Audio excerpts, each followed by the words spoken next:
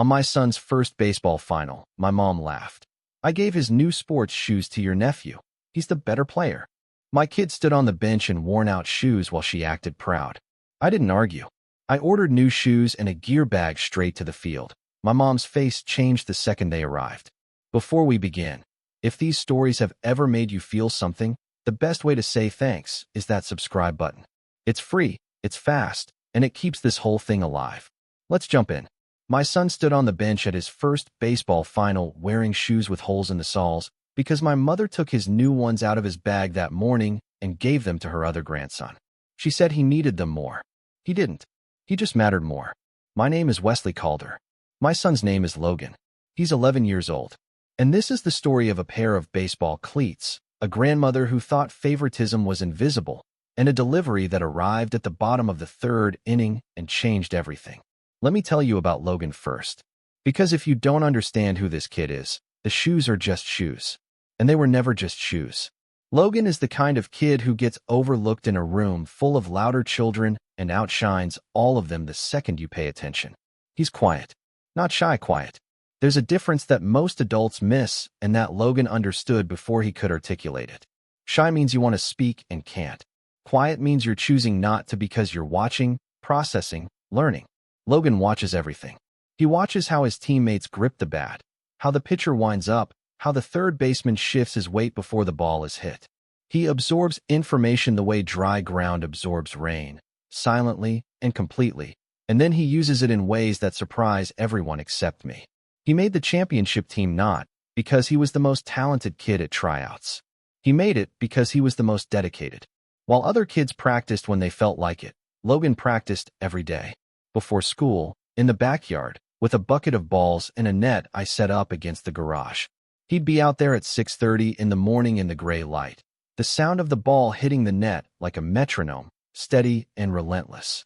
His coach, a man named Ray DeLuca who has been coaching youth baseball for 22 years, pulled me aside after the last practice before the final and said, "Your boy doesn't have the most natural swing on this team, but he has the most earned one. And earned swings hold up under pressure."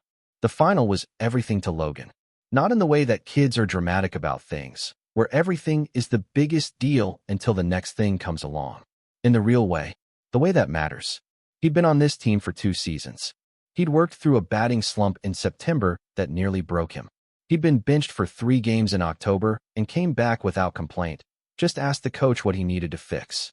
He earned his spot in the starting lineup for the championship the same way he earns everything, by showing up when nobody was watching and doing the work that nobody applauds. The shoes were the final piece. We bought them together. A Saturday afternoon, 2 weeks before the game. 3 stores. Logan tried on 11 pairs. He's particular, which I love because particular means he cares. He'd read reviews online, compared tread patterns, watched YouTube videos about which cleats give the best grip on infield dirt versus outfield grass. He's 11 years old, and doing research on footwear traction coefficients because that's who Logan Calder is. We found the pair at the 3rd store. Mid-range, nothing extravagant, but solid. Good ankle support. Aggressive tread. A deep navy blue that matched his team colors. He held the box the way some kids hold a video game on Christmas morning, both hands pressed against his chest, like he needed to feel the weight of it to believe it was real. In the car, he opened the box and just looked at them. Didn't put them on. Just looked. "I'm not wearing them until game day," he said. "I want the first time to be on the field. For the final." He put them in his gear bag that night. Zipped the bag shut. Put the bag in the corner of his room. And for 2 weeks, every night before bed, he'd glance at the bag the way a soldier glances at his uniform before deployment. Ready. Waiting. Earned. Now let me tell you about my mother. Because Brenda Calder is the reason those shoes ended up on someone else's feet. My mother has 2 grandchildren, Logan and Bryce. Bryce Dalton is my sister Tessa's son. He's 12, he's loud, he's athletic in the way that comes naturally and therefore impresses people who don't understand the difference between talent and discipline. Bryce is the kid who hits a home run in practice and everyone cheers. Logan is the kid who fields 100 ground balls before anyone arrives and nobody notices. In my mother's economy of attention, volume wins. Flash wins. And Bryce has been winning since the day he was born. The favoritism isn't subtle. It's architectural, built into every interaction, Every holiday, every phone call. Brenda goes to Bryce's games. She doesn't come to Logan's. Brenda posts about Bryce on Facebook, photos in his uniform, captions like, "My superstar." And this kid is going places. Logan exists on her feed the way wallpaper exists in a room. Technically present, but nobody looks at it. Birthday gifts tell the story too. Bryce gets chosen things, specific things, things that show someone paid attention to what he likes. Logan gets gift cards. Not even specific gift cards. Visa gift cards. The gift equivalent of, "I didn't think about you long enough to choose." I've confronted Brenda about this exactly twice. The first time, she said, "You're imagining things. I love both boys equally." The second time, she said, "Bryce is just easier to connect with. Logan is so quiet. I don't know what he likes." She knows what he likes. He likes baseball. He's liked baseball since he was 6. She's been told this approximately 400 times. She just doesn't file it in the part of her brain that matters. Janelle, my wife, has been angrier about this than I have for years. She's the one who notices the Facebook posts. She's the one who counts the games Brenda attends versus the games she skips. She's the one who, every Christmas, opens Logan's gift card and looks at me with an expression that says everything her voice doesn't. This woman is telling our son he's second place, and you keep letting her. She's right. I did keep letting her. Until the morning of the final.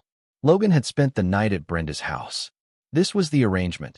Janelle and I had an early morning commitment, and Brenda offered to keep Logan the night before and bring him to the field. I didn't love the plan, but Brenda seemed genuinely excited about the game, had even mentioned she was coming to watch for the first time, and I thought maybe, just maybe, a championship final would be the thing that finally made her see Logan the way I see him. I arrived at the field at 9:15. The game started at 10. Logan was sitting on the bench outside the dugout, already in uniform, already focused. I walked over, sat down beside him, looked at his feet. Old cleats. The ones with the worn tread and the hole in the left sole and the frayed laces he'd been using all season. Not the new ones. Not the navy blue pair he'd been saving for 2 weeks. The shoes he'd researched and chosen and held against his chest in the car like a promise. "Logan, where are your new cleats?" He didn't look at me, just kept tying the frayed laces on the old ones, pulling them tight, like he could hold the whole thing together if he just tied them hard enough. Grandma gave them to Bryce. For words. Flat. Not angry. Not tearful. Just the resigned tone of an 11-year-old who has learned to expect less from a person who should give him more. She what? This morning. She said Bryce needed them for his tournament next week. She took them out of my bag and gave them to him. She said I could wear my old ones. She said it was fine. I stood up, walked to the bleachers where Brenda was already seated, front row center, coffee in hand. The posture of a woman who believes she has done nothing wrong because she never believes she has done anything wrong.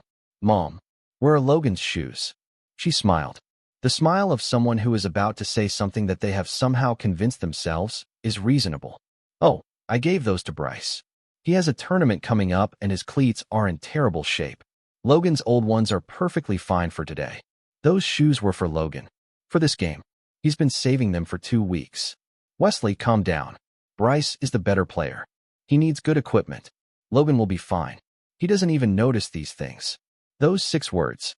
I want you to sit with them the way I sat with them on that bleacher on that morning with the sun coming up over the baseball diamond and my son on the bench tying shoes that were held together by habit and hope. He doesn't even notice. She said that about a child who spent 2 weeks refusing to wear his new cleats because he wanted the first time to be meaningful.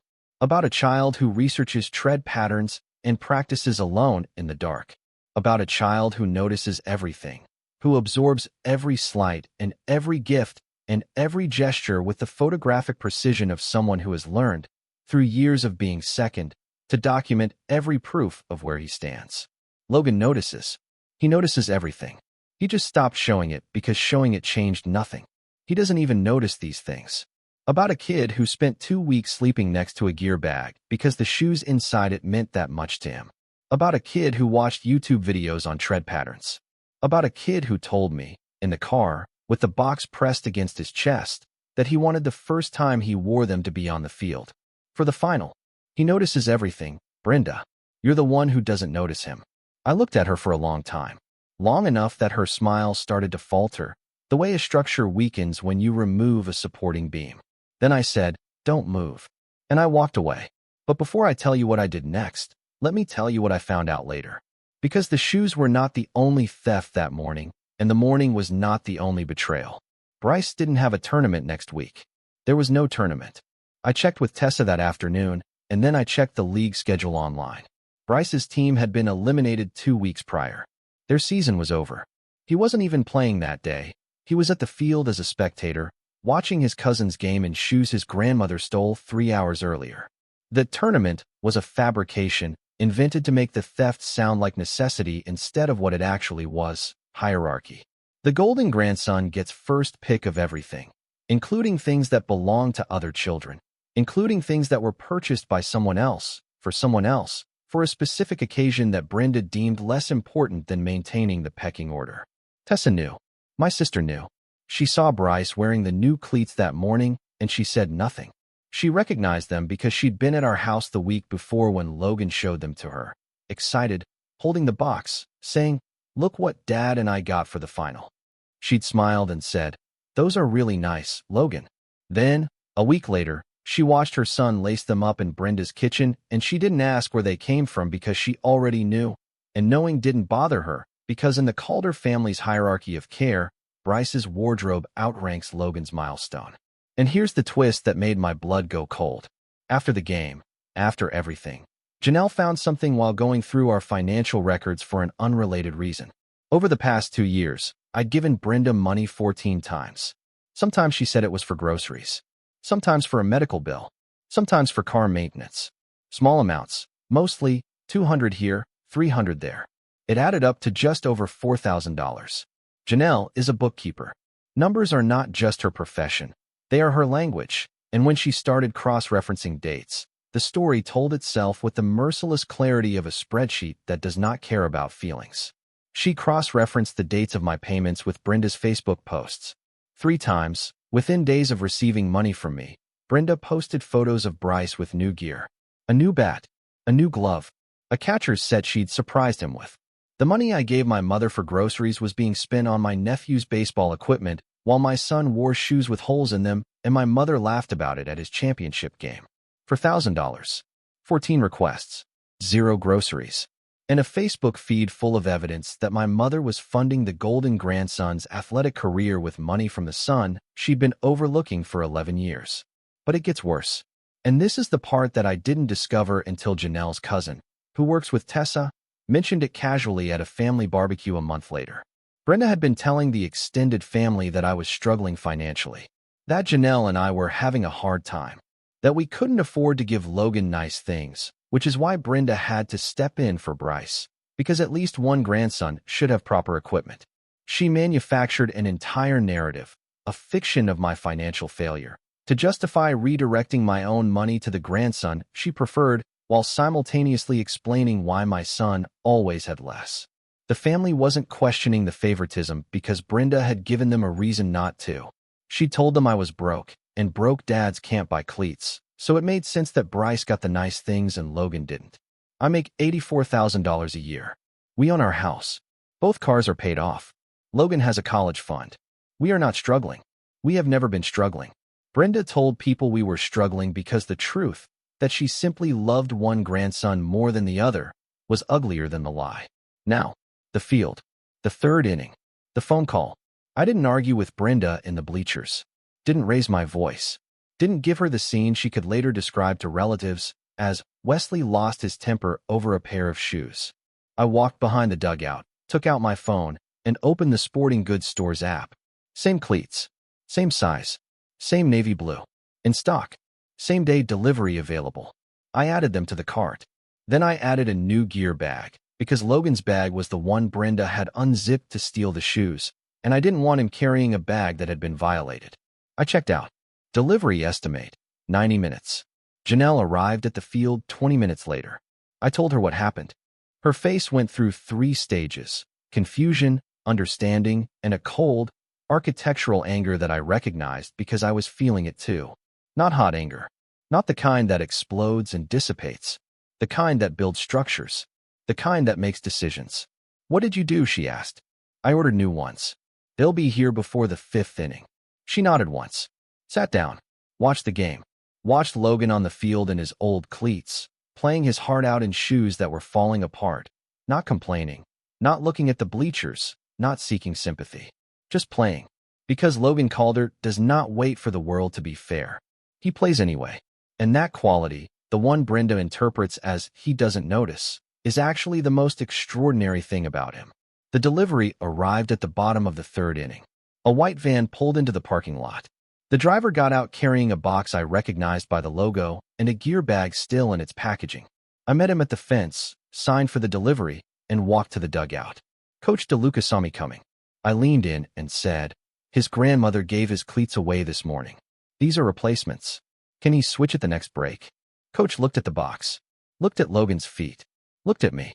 He didn't ask for details. 22 years of coaching youth sports means you've seen every version of family dysfunction that exists, and this one didn't require an explanation. He didn't ask for details. 22 years of coaching youth baseball means you have seen every version of family dysfunction that exists, every parent who steals their kid's confidence, every grandparent who plays favorites, every sibling rivalry that spills onto the field through a child who did nothing to deserve it. Coach DeLuca has seen it all. And this version, the one where a grandmother steals cleats on championship morning, did not require an explanation. He just looked at me with an expression that said I understand, and then said, "Next half inning. Send him over." Then he added, quieter, "Your boy had brand new cleats at practice Thursday." I noticed he wasn't wearing them. I wondered. Even the coach saw it. Even a man who spends 2 hours a week with Logan saw more clearly than the woman who claims to love him equally. When the team switched, I called Logan to the fence. He jogged over, cleats barely holding together, dirt in the holes where rubber used to be. I held up the box. "Dad, open it." He opened the box. Same cleats. Same navy blue. Same tread pattern he'd studied on YouTube. His hands stopped moving for a second, the way hands stop when the brain needs a moment to catch up with what the eyes are seeing. Then he looked at me, and his face did something that broke me and rebuilt me in the same moment. It crumbled, and then it lit up, like a building being demolished and a new one rising in the same frame. "These are the same ones." "Yeah, buddy, they are." His chin trembled, just for a second. Not a cry, not even close, just the tiny seismic event that happens in a kid's face when something they had accepted as lost is suddenly returned. He blinked hard, twice, the way boys do when they are 11 and have decided that crying is not an option, but the alternative is not fully under their control yet. Then he sniffed once, wiped his nose with the back of his hand, and said something so quiet I had to lean in to hear it. I thought I was going to have to play the whole game in the bad ones. Not a chance. "I know. Lace up. Coach says you're in next inning." He sat on the bench, pulled off the old cleats, the ones with the holes and the frayed laces and the 3 months of being held together by stubbornness. Put on the new ones. Laced them tight. Stood up. Bounced on his toes the way baseball players do when they're testing their grip. Looked at me one more time. "Thanks, Dad." 2 words. But the way he said them contained an entire paragraph. "Thanks for seeing me. Thanks for noticing. Thanks for not letting this be another time where I adjust and accommodate and pretend it doesn't matter. Thanks for making it matter." He ran onto that field like someone had replaced his engine. Not just the shoes, though the shoes helped. The knowledge. The visible, undeniable, delivered to the field knowledge that his father would drive through any wall his grandmother built. That was the fuel. Logan played the rest of that game like a kid possessed. 2 singles, a diving catch at shortstop that made Coach DeLuca clap so hard his hands were red for an hour, and a throw from short to first that beat the runner by half a step and ended the 6th inning with the bases loaded. His team won, 7-4. In the last inning, with the score 5-4 and 2 runners on, Logan stepped into the box and lined a single into right field that scored the insurance runs. The dugout erupted.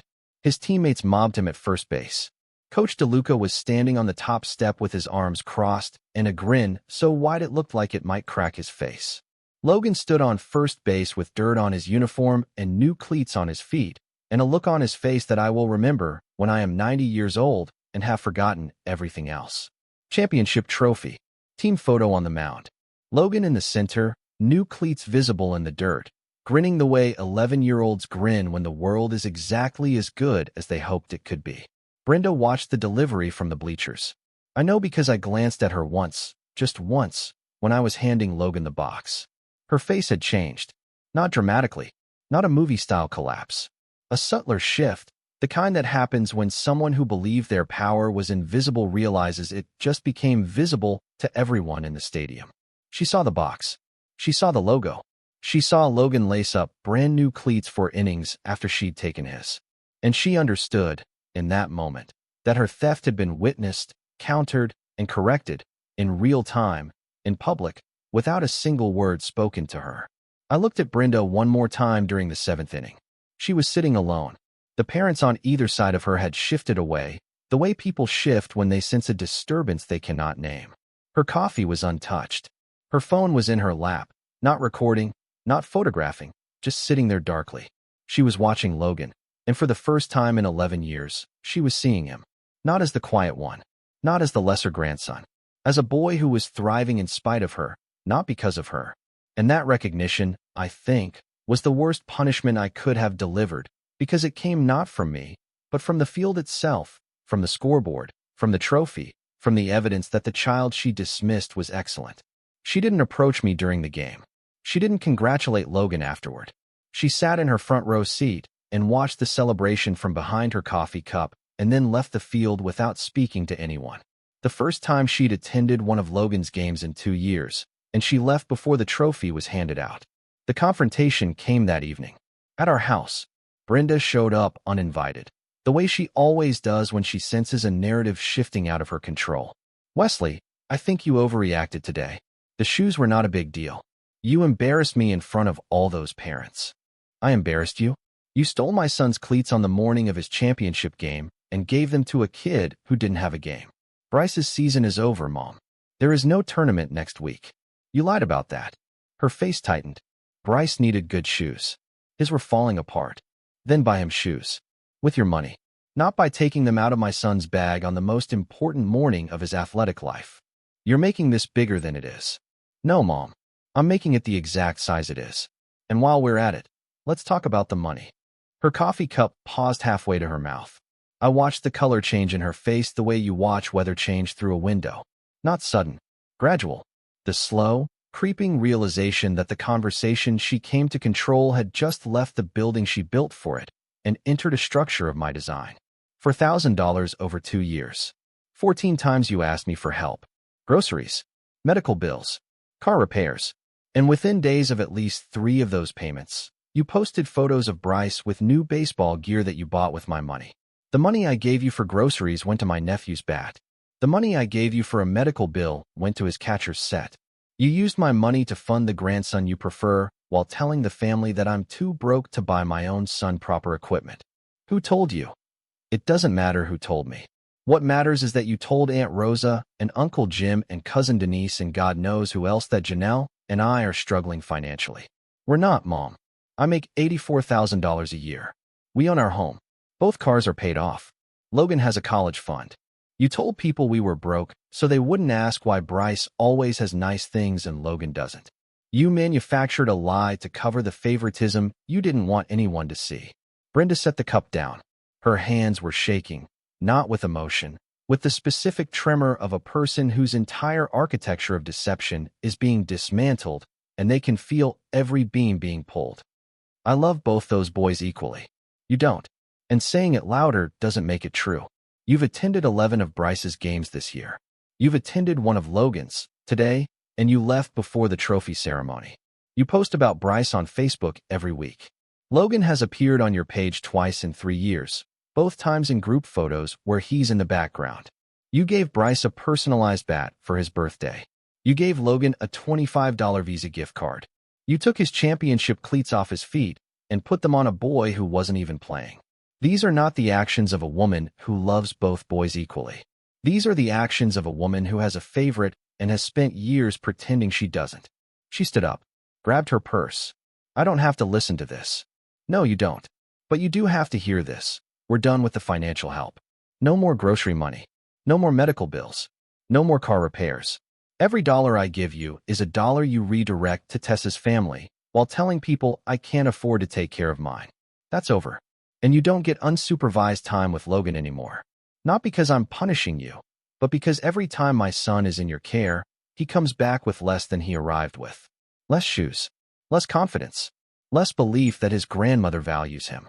I'm not exposing him to that anymore. Janelle was standing in the kitchen doorway. She had heard everything. When the front door closed, she walked over, sat beside me, and put her hand on my arm. That was overdue by about 4 years, she said. 5, I corrected.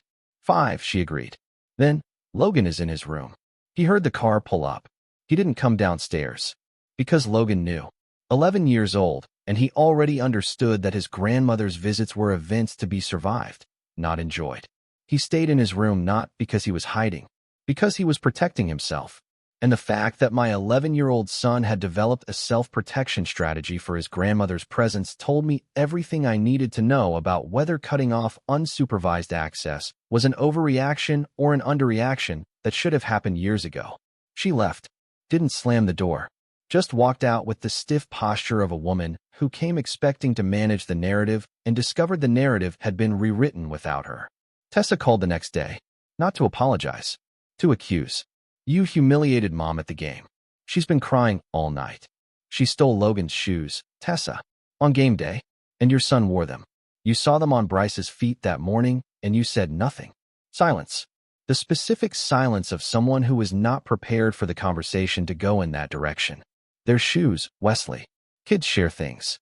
Kids share when they choose to. Logan didn't choose. Brenda chose for him.